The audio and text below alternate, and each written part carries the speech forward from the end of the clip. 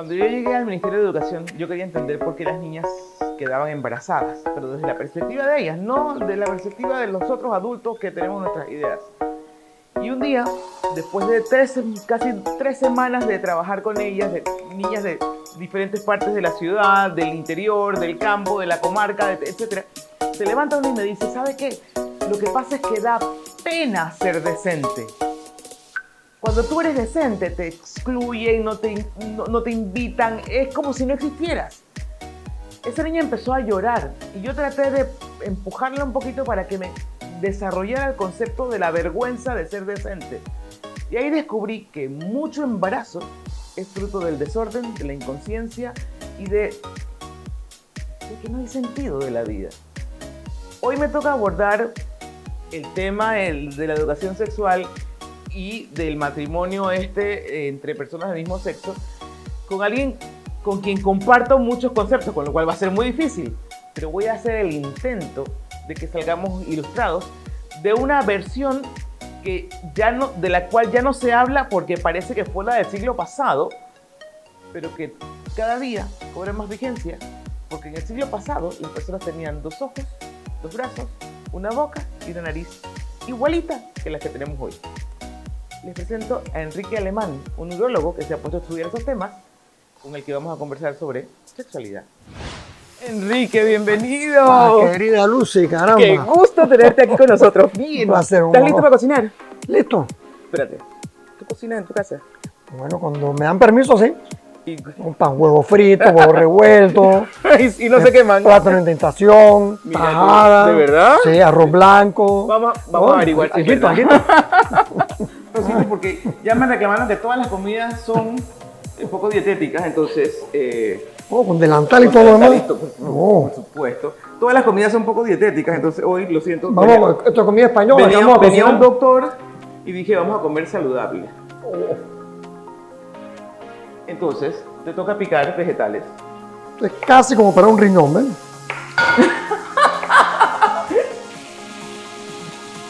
Entonces hay que dejarlo. Selladito. Hay que esperar un poquito. Dicen, lo entendió yo, esto no sé nada, que cuando empieza a llorar acá, tú lo volteas. Y se voltea una sola vez. Porque una sola. Esta receta es de allá en nombre de Dios. Esta receta es Ya del Caribe. de la ausencia de ayuda. Vamos a comer. Y vamos a comer sano, además. Y necesitamos comentarios. Doctor Salud, bienvenido. Bueno, privilegio, Lucy. Vamos a ver a qué sabe nuestro Dice un amigo cocinadito. mío que cuando uno da, Hay que mira mirarse los ojos. Doctor, ¿existe la ideología de género?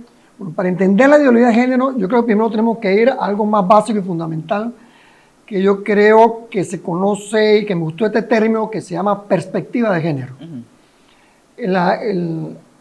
Acuérdate que en el siglo XIX, el siglo XVIII, la mujer era Un cero a la izquierda. un cero a la izquierda.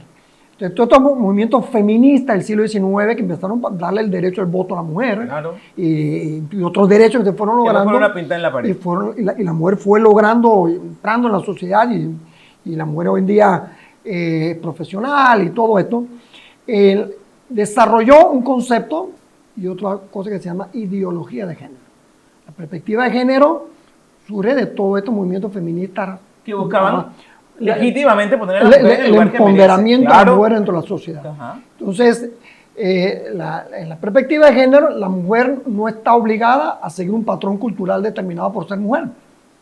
La sociedad determinada que tú vas a quedar en tu casa, vas a ser mamá y punto.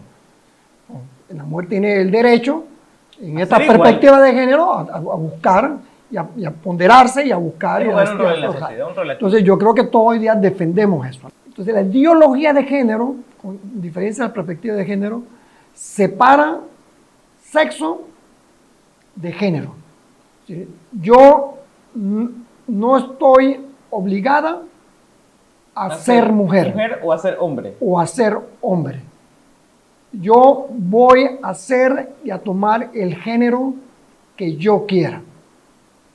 Si aunque yo sea hombre, biológica y naturalmente, si yo quiero ser mujer, soy mujer. Y si quiero ser un queer, que ya desarrolló mucho la teoría del queer, alguien raro, tengo derecho a eso. y si quiero, soy mujer y quiero, en mí quiero ser hombre, entonces separó el sexo del género. Entonces el género se convirtió en el centro de tu decisión. Y eso llevó a una serie de consecuencias por ejemplo, entonces, claro, eso promueve el aborto. O promueve, ¿Por qué promueve el aborto? Porque uno de las taras del ser sexo, de ser mujeres, es quedar embarazada. Estamos hablando del feminismo radical. Feminismo radical. Entonces, yo debo poder abortar porque yo puedo ser, yo tengo que, igual que el hombre tiene sexo sin una consecuencia, yo puedo tener un sexo sin tener esa consecuencia. Pero empezó en los países comunistas. Gran parte de este feminismo radical empezó en los países comunistas. Empezó con el movimiento de Rusia en la década del 20. Eso está bien establecido. ¿Y Rusia rechazó todo eso? Bueno, Rusia lo defendió y Rusia tuvo en los primeros 10, 15 años problemas serios porque se desintegró la familia, se desintegró las uniones matrimoniales, los hijos eran criados en áreas comunes del Estado. Le pertenecía al Estado y no a la familia. Se defendía, el comunismo defendió el homosexualismo, defendió el divorcio, defendió el aborto, porque eso permitía separar el sexo también de la procreación, el sexo como una responsabilidad de formar familia. Y la misma Rusia en la década del 30 tuvo que recular, porque empezaron a tener ese enorme problema para ir formando y creando una sociedad. Y muchas de sus leyes que ellos, contra el aborto, del divorcio, el amor, el sexo totalmente, tuvieron que empezar a recoger porque estaba haciéndole daño a su sociedad. ¿Cuándo nos juntamos con el movimiento homosexual? Para que entonces cambiamos de la defensa de la mujer para hablar de géneros y no de sexos. Yo encuentro en esta teoría la libertad para comportarme sexualmente como yo siento y como yo quiero y como a mí me gusta. Okay. ¿Qué hay de malo en eso, doctor? También ellos, dentro de todo esto, lo malo y lo bueno es totalmente relativo. Yo no existe ningún inconveniente en respetar la libertad de las personas para decidir cómo quieren comportarse. Lo malo, el problema de todo esto, es cuando esa forma de pensar se quiere imponer al resto de la sociedad que no está de acuerdo con eso. Pero ¿qué daño le hace al resto de la sociedad que se casen dos hombres, por ejemplo, o dos mujeres? ¿Qué daño le hace? Tú me dices a mí qué daño le hace a la sociedad que dos personas homosexuales decidan vivir juntos, es muy poco daño. Si estas personas deciden y quieren, las personas homosexuales, quieren equiparar esa unión homosexual y quieren equipararla a que es igual a una unión heterosexual, estamos diciendo algo que no es correcto. Una unión heterosexual nunca será igual a una unión homosexual y viceversa. Porque si love is love. Porque la unión heterosexual tiene la capacidad de procrear, tiene la capacidad de crear familia, tiene capacidad de generar una familia. Una unión homosexual jamás podrá generar familia en forma natural. ¿Y si el genital de hombre y el genital de mujer se complementan, la forma psicológica de ser de hombre y mujer se complementan y van a formar una unión que siempre será diferente. Históricamente, culturalmente, antropológicamente, esto siempre se ha conocido como un matrimonio. Y hay una relación y un compromiso diferente. La unión homosexual, las personas de unión homosexual que han decidido vivir juntos, ellos nunca podrán tener la misma consecuencia de una relación heterosexual. Usted es médico. Yo he conversado con gente que me dice, es que es que yo nací homosexual. ¿Eso es válido? La inclinación homosexual estamos aprendiendo. Uh-huh. Hay que reconocerlo, nosotros estamos aprendiendo. La ciencia está aprendiendo ahora. ¿Qué tenemos de realidad en la actualidad? Es que la inclinación, la tendencia homosexual es multifactorial. No es sencillo decir que por esta causa es multifactorial. Cuando hablamos de multifactorial, nosotros sabemos hoy en día que más o menos las 7 semanas de vida embriológica, cuando el bebé tiene 7 semanas en el embrión, ese bebecito de 7 semanas que mide 1 centímetro, 2 centímetros, a las 7 semanas sus gónadas indiferenciadas, que todavía no son... ¿Qué son gónadas? Que son donde se va a producir los gametos y los óvulos. Uh-huh. Esas gónadas indiferenciadas que en la mujer van a ser ovarios, uh-huh. Ovarios, y en el hombre van a ser los testículos, uh-huh, que están indiferenciadas. La 7ª semana, la testosterona en el hombre, que es XY, ese hombre va a empezar a producir testosterona, y esa testosterona va a llevar una cascada de cambios físicos y hormonales que van a llevar a producir un embrión que sea femenino o masculino. Cuando es XX no va a producir testosterona, la mujer va a mantener sus órganos genitales, no va a haber cambios importantes y va a producir su útero, su ovario, sus óvulos, su vagina y eso.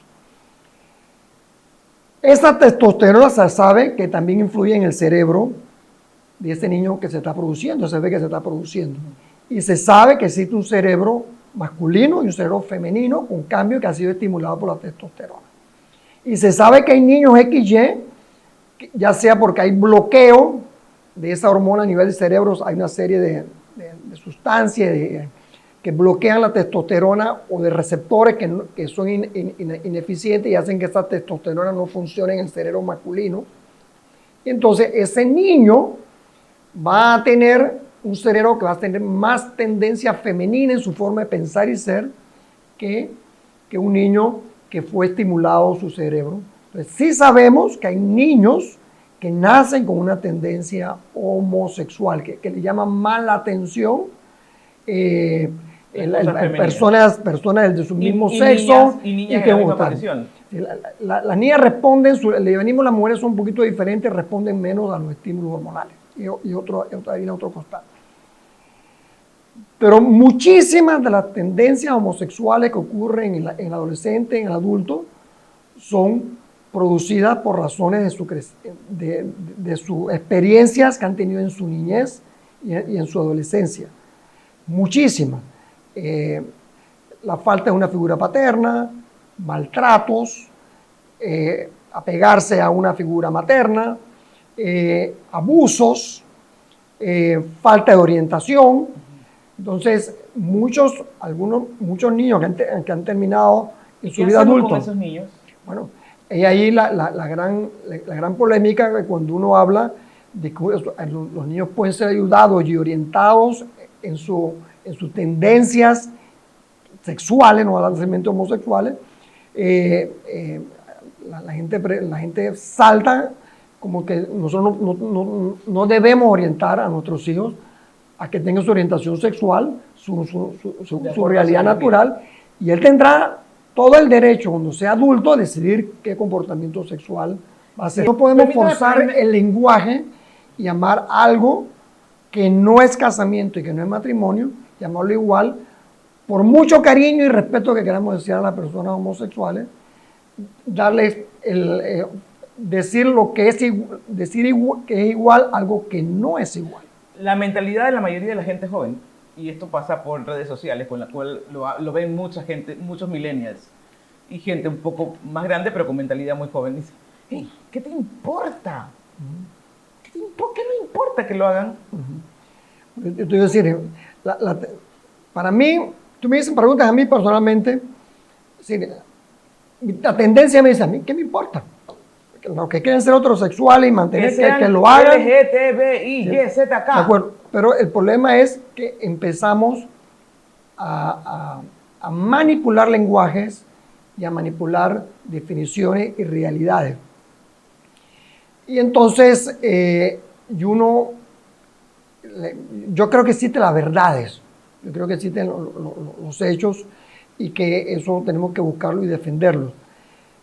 Y si nosotros empezamos a decir que una unión homosexual es igual que una unión heterosexual y que pueden ser llamadas igual, mi concepción, mi razón me dice, estoy mintiendo, no es lo mismo, por más que yo quisiera favorecerlo y darle a ellos su lugar y darle su respeto, no es lo mismo. Es decir, tú eres comunicadora, eres un ser humano con toda tu dignidad, yo soy médico, soy un ser humano con toda mi dignidad, pero yo no soy comunicador y tú no puedes ser médico, no eres, tienes que estudiar, hay unas realidades. Entonces, yo por más que tú digas, no, yo soy doctor también, yo soy médico, no es igual, no somos igual, no hay una relación igual en cuanto a nuestra profesión y esto. Entonces, esta realidad que es muy profunda, esta realidad biológica, esta realidad antropológica, no es igual, no genera las mismas responsabilidades, no tiene las mismas consecuencias. Una relación homosexual no tiene las mismas consecuencias que una relación heterosexual. Cuando se habla de dar educación sexual, muchos de los libros que plantean hablan de decirle al niño una relación homosexual es normal, es igual que todo, hay que aceptarlo todo. ¿Eso le puede cambiar la vida? ¿Por eso va a ser homosexual? Es decir, volvemos nuevamente, son los sentimientos y las inclinaciones las que deben dominar una sociedad o es la razón. Entonces, bajo este concepto, si yo nazco agresivo, hay niños que nacen con agresividad, yo tengo que dejarlo ser agresivo. Si este niño nace perezoso, pues yo tengo que dejarlo que sea perezoso. Nosotros le decimos a los niños que da igual si tú eres hombre, que te comportes y que te gusten y tengas inclinación homosexual, y que es un niño que nosotros estamos formando y que estamos preparando y que tenemos que dar la oportunidad y que él puede comportarse, lo que vamos a crear de forma definitiva más confusión. Es un niño que nosotros estamos formando, que estamos preparando, que estamos educando. Entonces, si en una sociedad, en una educación, sí, termina la idea. Si en una educación nosotros estamos diciendo a los hijos, a los niños, yo que soy hombre o soy mujer, ¿no? Ven tú mañana vestida de mujer, ven tú vestida de hombre, tú mañana vas a buscar lo otro. Es decir, ese es un niño que estamos creándole, en vez de ayudarle a orientar, estamos creándole más confusión en cuanto a su realidad biológica y su realidad natural. Ok, ahora mismo estamos discutiendo... Y amén de que hay que respetar la voluntad de muchísimo, la mayoría de los padres de familia, que no estamos de acuerdo y encontramos esto ilógico. Ahora mismo estamos discutiendo en la Asamblea las reformas constitucionales y el tema no lo quieren decir abiertamente, creo que lo han dicho pocos. El tema de fondo es si se acepta o no lo que llaman el matrimonio igualitario, que con lo que nos ha dicho no podemos llamarle así, con ese nombre. Claro. Si yo estuviera aquí sentado a uno de los que defiende eso, ¿qué le diría? Bueno, yo diría, la definición de matrimonio siempre ha sido la unión de dos personas heterosexuales que deciden llevar un proyecto de vida, procrear y crear una familia. Esa es la definición. Los tiempos cambian, me voy a poner en su lugar. Los tiempos cambian, doctor. Hay que adaptarse a los tiempos. ¿Por qué no acepta adaptarse a los tiempos? Yo no creo, yo creo que adaptarse a los tiempos y los tiempos cambian, pero no por eso tenemos que cambiar y modificar realidades naturales, biológicas, históricas. Pero si nos amamos, nos queremos, dos personas dicen, yo lo quiero a él, no puedo estar con una mujer. Ámense y vivan juntos, busquen otro nombre a esta relación, pero la definición no es matrimonio. Entonces, ¿cuáles han sido las consecuencias en estos últimos 30, 40 años de esa forma de pensar? Porque esto no es de ahora, tiene 30, 40 años. Entonces, ¿cuáles son las consecuencias? Tenemos Europa. Europa, todos miramos Europa como un país, como una sociedad desarrollada, que todos queremos, pero una sociedad que se ha quedado ya sin hijos, sin reemplazo, con un extraordinario problema social y que está abogando a la inmigración para poder suplir su déficit poblacional y donde los valores de familia y de sociedad se han visto enormemente restringidos. Veamos alrededor nuestro, veamos aquí Panamá. Hay un aumento de enfermedades de transmisión sexual, hay un aumento de adolescentes embarazadas, hay un aumento de abortos. Pero eso no se cura con educación sexual y preservativos. Pero una educación sexual que dé el valor que tiene realmente el poder vivir una sexualidad con profundidad. ¿Qué es una sexualidad con profundidad? Una sexualidad en la cual una persona se entrega a otra, de persona a persona. Mi relación sexual va a ser una comunicación de persona a persona y no de cuerpo a cuerpo. Y una relación que va a significar para mí un compromiso. Pero, hoy en día la sexualidad... Los pelados se acuestan hoy contigo, mañana con el otro. O sea, esa es una realidad. Claro, entonces estamos pagando las consecuencias. La sociedad nuestra está pagando las consecuencias. ¿A qué apuesta usted? ¿A que volvamos a la época en la que nos enamorábamos, nos conocemos, nos respetábamos y cuando nos casemos nos acostamos? Sí, yo no tengo ninguna duda, y en eso también que vamos a ir volviendo a eso. Vamos a regresar, porque la sociedad siempre ha sido, para mí siempre ha sido como un péndulo que va y viene, va a ideas extremas y regresa a otras ideas extremas.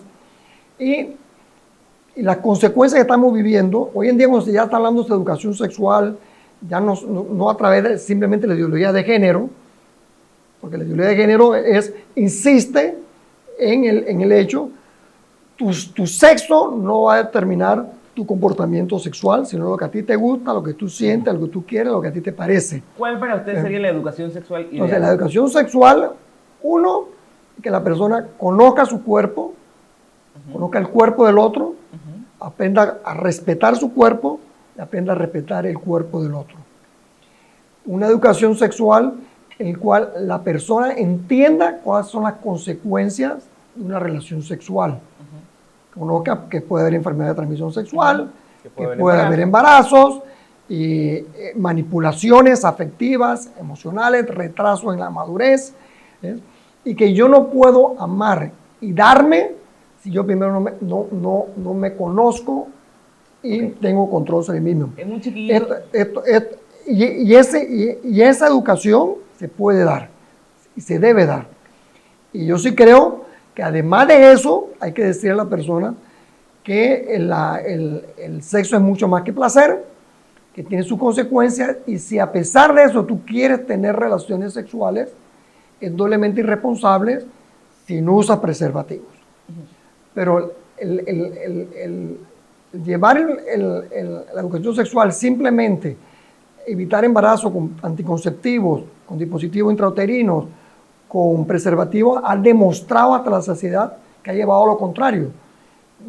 Los niños están percibiendo, yo le estoy diciendo, hey, tengan sexo, tengan relaciones sexuales, pero cuídense, eviten enfermedad de transmisión sexual. A ver, entonces yo despierto un instinto que tenemos todos los adolescentes. ¿No lo tienen despierto? Sí, por eso. No están ya todos por ahí. Todos los seres humanos, cuando llegamos a nuestra adolescencia, esa descarga hormonal que tenemos nos va a despertar ese instinto de la sexualidad.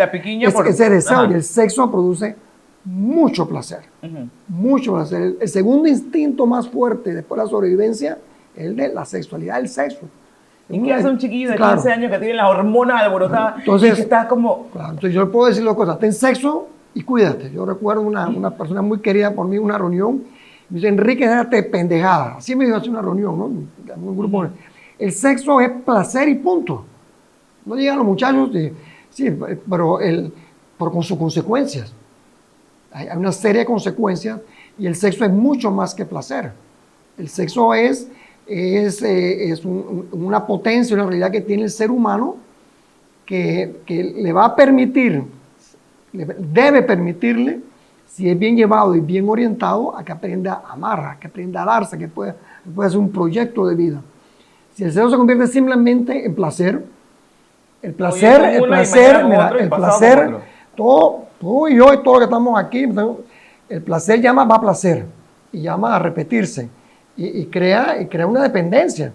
Busco más placer. Entonces, lo que ocurre es que hoy es con ella mañana con él, y él mañana con ella, y ahora él con él, y después ella con ella, y se forma una mezcolanza.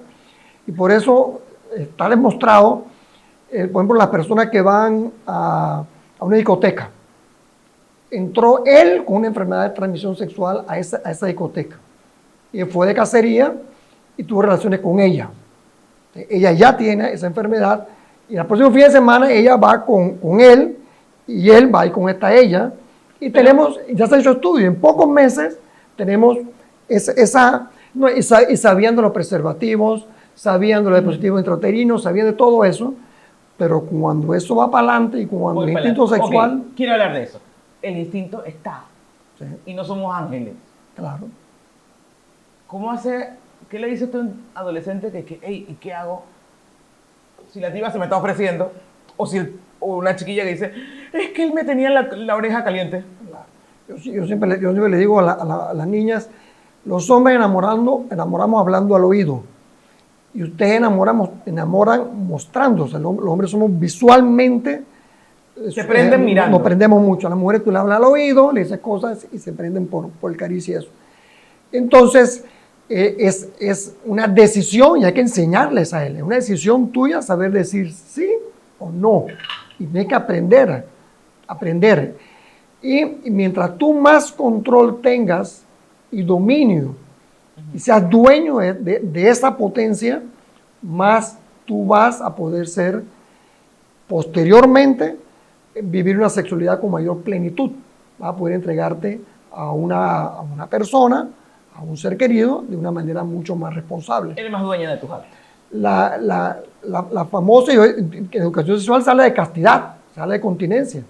La mejor escuela de la sexualidad, el amor, sigue siendo la continencia, sigue siendo la castidad, aunque pareciera cursi, pareciera algo del pasado. Le puedes decir lo que pueden estar diciendo los... Pero no hay de otra. A ver, sí. Le puedes decir lo que están diciendo los millennials que nos están viendo. Estoy dando tontería. Troglodita, ¿de dónde lo sacaron? Así va a ser. Pero la realidad va a ser así. Yo le digo, está bien, tengan sexo, no importa. Tengan sexo, tengan relaciones sexuales, no hay problema. Pero van a pagar las consecuencias. ¿Cuáles son las consecuencias? Aumento de enfermedad de transmisión sexual. ¿Y si no me da? Estás utilizando a otra persona para tu placer, estás utilizando a otra persona, vas a demorar mucho más en madurar afectivamente. Utilizando a otra persona, pero la otra persona también tiene placer. Entonces estamos los dos disfrutando de algo. Terminamos usando la sexualidad simplemente como producción de placer, y vamos a demorar muchísimo más en madurar. ¿Por qué? ¿Qué tiene que ver eso con la madurez? La madurez, hay una relación, la madurez afectiva está muy relacionada con mi capacidad de yo ser dueño de mí mismo, de poder ser dueño de mí mismo y yo poder darme a la otra persona. A quien yo decida. A quien yo he decidido, y poder respetarla y poder vivir y tomar un compromiso. Como digo yo dame la oportunidad de vivir para hacerte feliz, para dedicarme a ti. Dame esa oportunidad. Entonces, no me den la oportunidad, dame la oportunidad, lo que decimos, dame la oportunidad para tener placer, dame la oportunidad para usarte, dame la oportunidad para usarnos mutuamente. Produce placer y la vamos a pasar muy bien. Yo lo digo, la vamos a pasar muy bien. Pero eso va dejando una serie de secuelas y de consecuencias en la sociedad que lo estamos pagando. Lo estamos viendo. Es como yo soy violento, déjame ser violento. Yo soy perezoso, déjame ser perezoso. Mi obligación, ayudarte a que tú esa pereza la vayas convirtiendo en trabajo, en esfuerzo, en disciplina. Mi obligación es que si tú eres violento, tengo que aprenderte a enseñarte a ti a hacer control de tus inclinaciones, de tus furias, a ser más pacífico, a ser más condescendiente. Eso es lo que hacemos con mejor persona. Es lo que hacemos con nuestros hijos. Es decir, Pero está hablando del nadie puede ser feliz si no tiene un buen control de su realidad humana y una realidad humana propia de él, cómo yo voy a manejar mi sexualidad. Hoy en día, cuando uno habla de esto, pareciera que uno está hablando como cosas del pasado que han quedado atrás. Está hablando de matrimonio. Los Pero- ahora quieren, vamos a pero juntarnos. nos Y gusta, ya nos se gusta, crea es la matrimonio, realidad. Mi compañera, y para que sea, porque hoy es esta y mañana es la otra. Debes estar pensando que este médico quiere volver a la época de las cavernas. No, ¿Qué perdemos? Yo pienso que hemos vuelto a la vuelta. Si usamos el sexo simplemente como placer, produce mucho placer. No hay ninguna duda. Si seguimos usando el sexo solamente como placer, estamos volviendo a la época cavernícola. En la época en la cual yo agarraba a alguien por el pelo, me la llevaba y la utilizaba y la regresaba. Mire, el aumento de delitos sexuales que está existiendo, el aumento de delitos en niños, el aumento de la pornografía en adultos y en niños. Esto se debe a que nosotros, la sociedad del siglo XX, XXI, ha banalizado toda la riqueza de la sexualidad y ha decidido lo que importa es tener placer. Lo que importa es hacer lo que a mí me gusta y lo que yo quiero. Ahora, el Lo placer que no es malo. Claro que no. Si no hubiera placer, yo creo que Nadie tiene tendríamos hijos. una sociedad con... Pero, doctor, no siempre el sexo va a ser para procrear. Claro que no. No, porque una de las razones, si uno utiliza, ¿cuál es otra razón del sexo? Uno empieza a pensar, ¿cuál es otra razón del sexo? Bueno, es que me permite a mí unirme de una manera muy íntima a un ser querido con el cual yo deseo llevar un proyecto de vida. Cuando uno tiene sexo con esa persona, con esa persona con la cual uno ha decidido llevar toda una vida, y eso produce una unión, una relación que permite llevar y que sobrepasa 40, 50, 60 años de una unión exitosa, querida, de fuerza. ¿Y qué pasa con los muchachos ahora? Hombre, se quieren, se acuestan, a lo mejor duró con ella un año, pero también había amor, ¿no? Lo que existe, yo no diría que es ahora, eso existió, acuérdate que Sí. tú en la década del 60, el amor Era libre, peace and love. y vivimos las consecuencias, esa sociedad vio sus consecuencias y echaron para atrás. Tú preguntas a esos adultos de esa época qué piensan ahora de todo aquello. El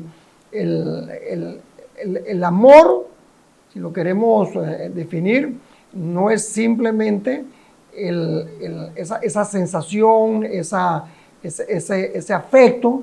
El amor implica todas las características del ser humano, que para mí una es la inteligencia, la razón. El amor hay que tener una razonabilidad, y el amor también necesita algo que se llama voluntad, que es al final el amor adulto, el amor maduro, el amor que nos va a permitir ser felices, ese amor en el cual la inteligencia y la voluntad y la razón son las que van a regir nuestra conducta. Y aunada a ello los sentimientos y el placer y todo lo que está allá. Es decir, la inteligencia y la razón llevan y controlan y manejan esos sentimientos. Si nuestra vida va a ser manejada solamente a base de sentimientos, vamos a andar con vaivenes, ¿no? Si hoy me levanté con el pie izquierdo, mi conducta va a ser pie izquierdo. Si nací, me levanté y voy a querer si mañana. Entonces, ese vaivén de los sentimientos no puede ser la base de ningún amor, de ninguna relación. Pero hoy es requiere un crecimiento y una madurez que usa la inteligencia, la razón y la voluntad. Hoy, ¿qué rige? Los sentimientos, lo que afecta, lo que yo siento, lo que yo quiero, lo que a mí me gusta, lo que a mí me parece, Ajá. y pagamos las consecuencias. Pero, ¿qué hacemos entonces? ¿Le ponemos una aspirina entre las rodillas a las niñas y a los niños? No, yo creo que hay que hablar, esto es conversación. Sí, yo no quiero convencer a nadie, tú no quieres convencer a nadie, pero sí queremos expresar de que existen otras maneras de ver las cosas, de que sí, que creo que tiene que haber tolerancia, tiene que haber respeto, A mí me llama poderosamente la atención la agresividad cuando se habla de estos aspectos del género y la sexualidad, la agresividad que hay de un lado a otro lado, en los extremos. Hay personas con una agresividad impresionante porque tú no estás de acuerdo con la forma de pensar. Entonces, yo he aprendido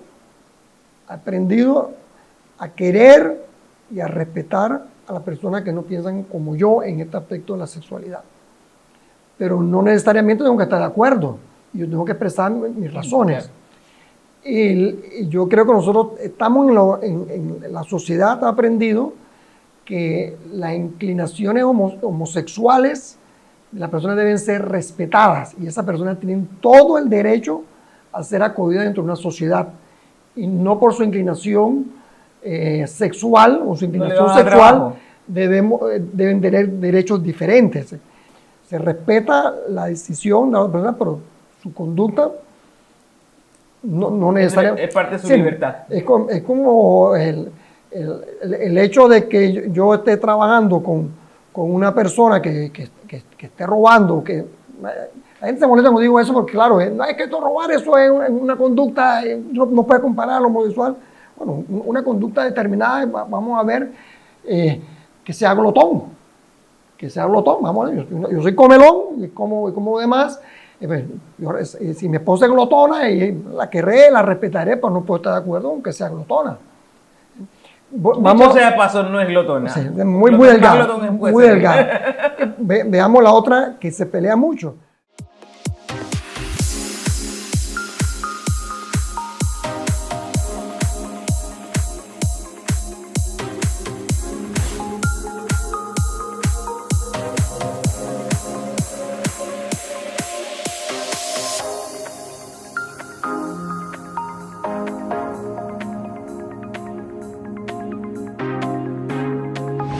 Aquel que llega a su vida adulta y ha aprendido a ser dueño de sí mismo en todos los aspectos, a ser dueño de sí mismo, no solamente de su sexualidad, dueño de sí mismo, es una persona que va a ser más plena y va a ser más feliz. Esta ha sido una conversación deliciosa.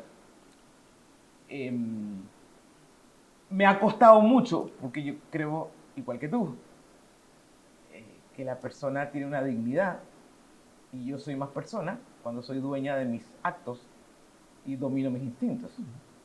Eso es lo que pasa en nuestras calles, en nuestra generación actual, en la generación más joven.